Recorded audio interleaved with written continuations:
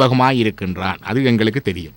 இறைவன் எங்கும் நிறைந்தவன். கடவுள் என்ற வார்த்தை, இது யார் கடவுள் என்ற செயற்சியிலே கடவுள் என்ற வார்த்தைக்கு பொருளை சொல்லி இருக்கின்றோம்.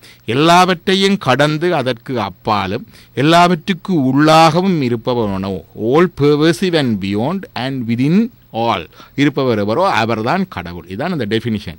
இந்த எல்லாவற்றையும் கடந்து அதற்கு அப்பாலாய் இருப்பதற்கு ஒரு பெயர் இருக்கின்றது. அதை சொல்லுவார்கள் வியாபகம், சர்வ வியாபகன் இறைவன் என்று சொல்லுவோம். இந்த ஆத்மாவும் இதே மாதிரி தான் இருக்கின்றது. ஆனால் இறைவனுடைய வியாபகத்துள் அடங்கியதாக இருக்கிறது. இதற்கு ஒரு பெயர் சொல்லுவார்கள் வியாபியம். இதற்கு உதாரணமாக சொல்லுவார்கள் கடல் நீரை தன் கடல் நீர் உப்பு போல என்று சிவஞான சித்தியார் சொல்லும். அதாவது கடல் இருக்கிறது, இந்த கடலுக்கு இருக்கிறதுக்கு ஒரு ஸ்பேஸ் வேணும்.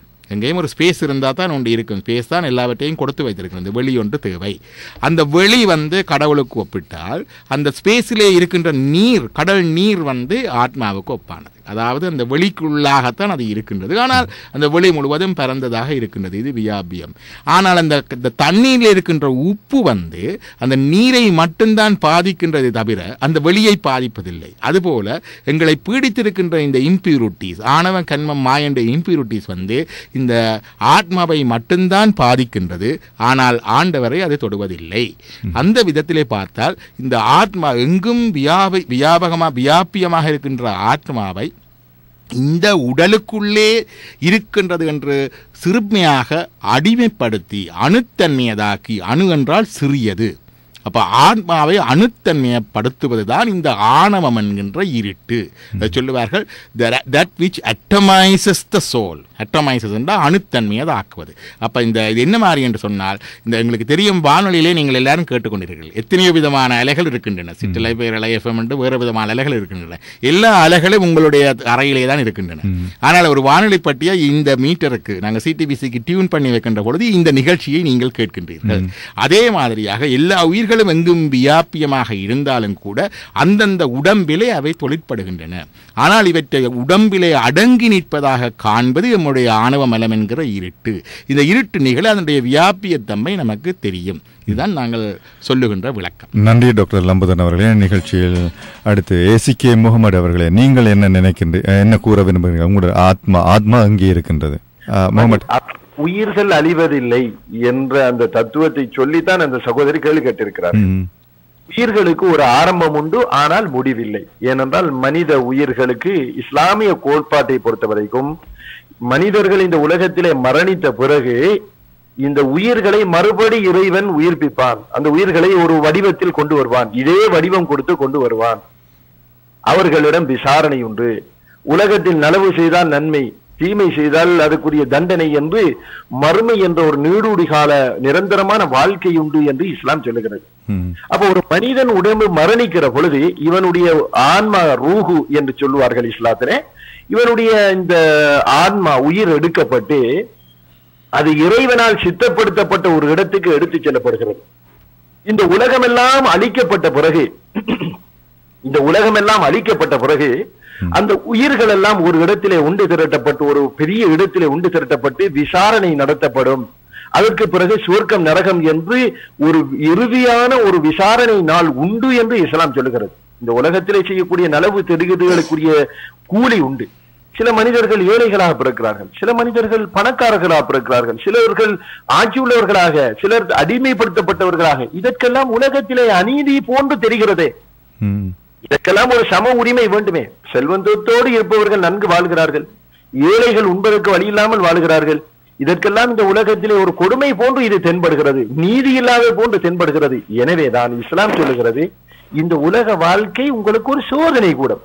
ஏழைகளாக, பணக்காரர்களாக, நோயுள்ளவர்களாக, நோயற்றவர்களாக பலவிதமாக நாங்கள் படைத்திருக்கிறோம்.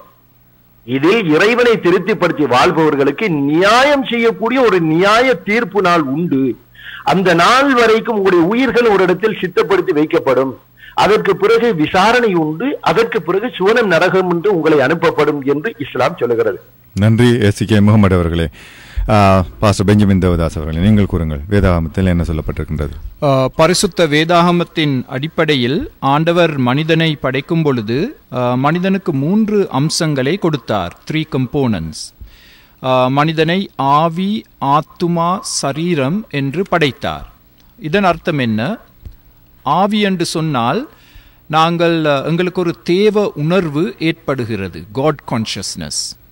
ஆத்துமா என்று சொல்லும் பொழுது அது எங்களுக்கு ஒரு சுய உணர்வை கொடுக்கின்றது, செல்ஃப் கான்ஷியஸ்னஸ். சரீரத்தின் மூலமாக எங்களுக்கு இந்த ஒரு உலக உணர்வை ஆண்டவர் கொடுக்கிறார். He gives us a world consciousness. இந்த மூன்றும் எங்களுக்கு மிக மிக அவசியம். ஆவியின் மூலமாக நாங்கள் ஆண்டவரை கண்டடைய முடிகின்றது. நாங்கள் ஏற்கனவே கூறியவாறு எங்களுடைய ஆவி பாவத்தின் காரணமாக மரித்த நிலைமையில் பிறக்கின்றது. ஆனால் ஆண்டவரை அதை உயிர்ப்பிக்கும் பொழுது நாங்கள் ஆண்டவரை அறிய முடிகின்றது. எங்களுடைய ஆத்துமா, இதுதான் கேட்கப்பட்ட கேள்வி, எங்களுடைய ஆத்துமா அழியாது, அது உண்மை. அந்த ஆத்துமா என்று சொன்னால் என்ன? அறிவு, உணர்ச்சிகள், சித்தம், அந்த மூன்றையும் உள்ளடங்கியது ஆத்துமா. இந்த ஆத்துமா ஒருபோதும் மறியாது. பாருங்கள், கர்த்தராகிய இயேசு கிறிஸ்து ஒருமுறை இவ்வாறு கூறினார், மனிதன் முழு உலகத்தையும் ஆதாயம் செய்து ஆத்துமாவை இழந்து விட்டால் அவனுக்கு வரும் ஆதாயம் என்ன? What shall it profit a man if he shall gain the whole world and lose his own soul? இன்றைய உலகத்தை நாங்கள் பார்க்கும் பொழுது மனிதன் செய்து கொண்டிருப்பது அதுதான். முழு உலகத்தையும் ஆதாயம் செய்ய முயற்சி செய்கிறான். ஆனால் அதோடு தன்னுடைய ஆத்துமாவை இழந்து போகிறதை நாங்கள் காண்கிறோம். அதனால் நாங்கள் இந்த உலகத்தில் வாழும் நாட்களில் ஒரு மிகவும் முக்கியமான தீர்மானத்தை நாங்கள் செய்ய வேண்டும். அந்த தீர்மானம் என்ன? நான் ஒரு பாவி, நான் அந்த பாவத்தை குறித்து மனம் திரும்ப வேண்டும். கர்த்தராகிய இயேசு கிறிஸ்து பாவ நிவாரண பலியாக எனக்காக மரித்தார். அவரை நான் என் ஒரே இரட்சகராக ஆண்டவராக ஏற்றுக்கொண்டு என் பாவங்கள் எல்லாம் மன்னிக்கப்பட்டு நான் நித்திய ஜீவனை சுதந்திரித்து கொண்டு என்னுடைய ஆத்துமா என்னுடைய மரண நேரத்தில் உடனடியாக ஆண்டவருடைய பிரசன்னத்திற்குள் செல்லும். அதுதான் நாங்கள் பரலோகம் என்று கூறுகிறோம்.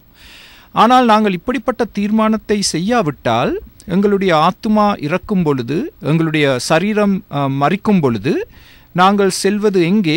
நரகம் என்னும் இடம். அது வேதத்தில் தெளிவாக சொல்லப்பட்டுள்ளது. அதனால் எங்கள் வாழ்நாளில் நாங்கள் எடுக்க வேண்டிய ஒரு மிக முக்கியமான தீர்மானம் இந்த தீர்மானம்தான்.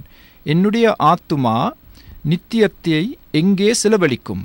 பரலோகத்திலா, நரகத்திலா? மாத்திரமல்ல, ஆண்டவர் கூறுகிறார், இந்த ஆத்துமாவுக்கு ஒரு புதிய சரீரத்தை கொடுக்க போகிறார். அந்த புதிய சரீரத்தோடு தான் நாங்கள் பரலோகத்தில் வாழ முடியும். அதனால் நிச்சயமாக எங்களுடைய ஆத்துமா ஒருபோதும் அழியாது. ஆனால் 2 இடங்களில் ஒரு இடத்தில் இந்த ஆத்துமா சுதந்திரத்தை கழிக்கும். அந்த தீர்மானத்தை நாங்கள் எங்கள் வாழ்நாளில் செய்து கொள்ள வேண்டும், தேவ கிருபையோடு. நன்றி பாஸ்டர் பெஞ்சமின் தேவதாஸ் அவர்களே. நிகழ்ச்சியில் அணிந்து கொள்ளும் அடுத்த நேரை நாங்கள் ஆன்லைனில் அழைக்கின்றோம். வணக்கம். வணக்கம், நான் துறையூரான் பேசுகிறேன். துறையூரான், உங்களுடைய கேள்வி என்ன? கேள்வி என்னென்றால், சமயங்கள் யாவும் ஆண்டவரை அன்பானவராகவும் கருணை உள்ளவராகவும் ஆபத்பாண்டவராகவும் கூறுகின்றன. அப்படி என்றால் உலகின் பல்வேறு பகுதிகளை நாங்கள் இப்பொழுது நோக்கும் பொழுது வன் செயல்களும் இன ஒழிப்புகளும் பரவலாக காணப்படுகின்றன. அப்ப இவர்களுக்கு ஏன் கடவுள் ஆபத்பாண்டவராக வந்து அவர்களை காப்பாற்றவில்லை? இதற்கு உங்களுடைய சமய அடிப்படையில் என்ன விளக்கம் கொடுக்க போகிறீர்கள்? ஏசிகே முகமது அவர்களே, உங்களுக்கு அந்த கேள்வி விளங்கியதா? ஆமாம். சரி, நீங்கள் கூறுங்கள். தலைப்புக்குள் இல்லாவிட்டாலும் ஏற்கனவே கடந்த நம்ம மூவரும் அமர்ந்திருந்த நிகழ்ச்சியிலும் இதே கேள்வி கேட்கப்பட்டு பதில் கொடுத்தோம். ஏற்கனவே கேட்கப்பட்ட கேள்விதான். கூறுங்கள்.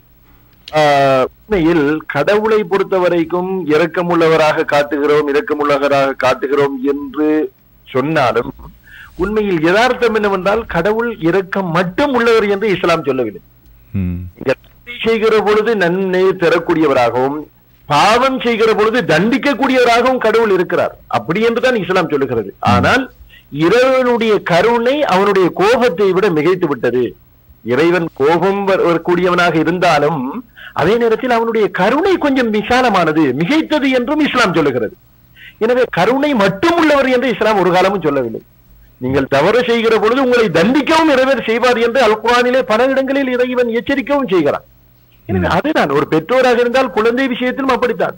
நலவு செய்கிற பொழுது அவனோடு இரக்கம் உள்ளவனாகவும் தவறு செய்கிற பொழுது தண்டிப்பேன் என்றும் ஒரு பெற்றோர் சொல்லத்தான் செய்கிறார்கள். பெற்றெடுத்து கஷ்டப்பட்டு பாலூட்டி வளர்க்கிற குழந்தைக்கு கூட பெற்றோர்கள் அப்படி சொல்லத்தான் செய்கிறார்கள். எனவே இறைவன் ஒரு கருணை அற்றவன் என்பதும் கிடையாது. மனிதர்கள் செய்கிற தவறுகளுக்கு அந்தந்த இடத்தில் இறைவன் தண்டித்திருந்தால் இந்த உலகத்திலே நீங்களும் நானும் இருக்கவே முடியாது. சகோதரர் அவர்களை கேள்வி கேட்ட துறையுடன் சகோதரர்களுக்கு அவரோடும் சேர்ந்து சொல்லிக்கிறேன், நானும் நீங்களும். அதாவது கடவுள் அந்தந்த இடத்தில் தவறு செய்பவர்களுக்கு உடனுக்குடன் தண்டனை கொடுத்திருந்தால் இந்த உலகத்திலே எவரும் இருக்க முடியாது. அந்த அளவுக்கு நாங்கள் தண்டனை பெற்றிருப்போம். ஆனாலும் கடவுளுடைய நேசம் நாங்கள் எல்லாம் இன்று கூட ஜீவித்துக் கொண்டிருக்கிறோம். எனவே கடவுள் தண்டிக்கவும் செய்கிறார், அதே நேரத்தில் அவருடைய நேசம் மிகைத்திருப்பதினால் தான் நாங்கள் இப்படியெல்லாம் இருக்கிறோம் என்பதையும் இந்த நேரத்தில் தெரிவித்துக் கொண்டு அடுத்த என்னுடைய சக மதகுருமார்களுக்கு நான் இடமளிக்கிறேன். நன்றி ஏசிகே முகமது அவர்களே. பாச பெஞ்சமின் தேவதாஸ் அவர்களே, நீங்கள் என்ன கூற விரும்புகின்றீர்கள்? இது ஒரு மிகவும் ஆழமான கேள்வி. இதற்கு சுருக்கமாக பதில் கூறுவது மிகவும் கஷ்டம். ஆனாலும் நாங்கள் எத்தனிக்கிறோம். சகோதரன் முகமது கூறியவாறு ஆண்டவரை நாங்கள் முழுமையாக பார்க்க வேண்டும். ஆண்டவருடைய ஒரு அம்சத்தை மாத்திரம் நாங்கள் பார்த்தால் எங்களுடைய மனதில் பெரிய குழப்பம் ஏற்படும். ஆண்டவர் இரக்கமுள்ளவர், அன்புள்ளவர், பொறுமையுள்ளவர். ஆனால் அதே சமயம் இதே ஆண்டவர் பரிசுத்தமுள்ளவர், அவர் நியாயம் தீர்க்கும் தேவன். வேதத்தில் கூறுகிற ஒரு காரியம், பாவம் செய்யும் ஆத்துமா நிச்சயமாக மரிக்கும். The soul that sinneth it shall die. அது ஆண்டவருடைய தீர்ப்பு. அதனால் சாதாரணமாக சொல்ல போனால், பொதுவாக சொல்ல போனால், இந்த உலகத்தில் நாங்கள் காணும் தீமைகளுக்கு முக்கிய காரணம் பாவம். இது ஒரு சாதாரண ஒரு கொள்கை. பாவத்தின் காரணமாகத்தான் அதன் விளைவுகளை நாங்கள் உலகம் எங்கும் பார்க்கிறோம் வெவ்வேறு விதத்தில். ஆனால் ஆண்டவர் மிகவும் இரக்கமுள்ள தேவன் என்றபடியால் ஒரு மிகவும் அற்புதமான காரியத்தை அவர் செய்தார். 2000 வருஷங்களுக்கு முன்பு இந்த ஆண்டவர் பரலோகத்தை விட்டு இந்த உலகத்திற்குள் வந்தார். அதுதான் கிறிஸ்மஸ். அதைத்தான் நாங்கள் கடந்த மாதத்தில் கொண்டாடினோம். இந்த ஆண்டவர் நம் மத்தியில் வாழ்ந்தார்.